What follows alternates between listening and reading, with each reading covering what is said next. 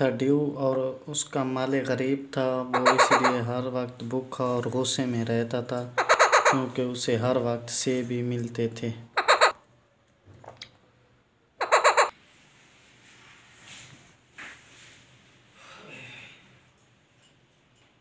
और दूसरा एक छोटू सी जिन्हें दुनिया की हर चीज़ मिलती है, जैसे कि सेब, जूस, फ्रूट, बोतल, लेकिन वो नखरे करता सी, नहीं खांदा सी सही और ना पींदा सी। फिर एक दिन दोनों ने मालिक इकट्ठे हुए तो उन्होंने एक मशवरा किया कि इन्होंने इकट्ठा किया।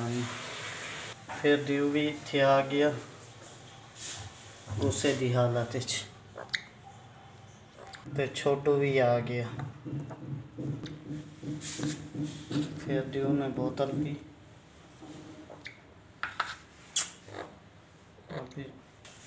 फिर भी दोनों सही नहीं खा पी रहे थे। फिर उन्होंने मशवरा किया कि ड्यू की जगह छोटू को छोड़ा जाए और छोटू की जगह ड्यू को छोड़ा जाए। फिर छोटू को जब उधर छोड़ा गया तो छोटू भूख के मारे खाने लग गया। फिर उसे कदर हुई उन चीज़ों की। फिर ड्यू को छोड़ा गया छोटू की जगह और फिर दोनों ने सही तरह खाया और शुक्र अदा किया। जब चीज़ नहीं होती तो फिर चीज़ की कदर होती।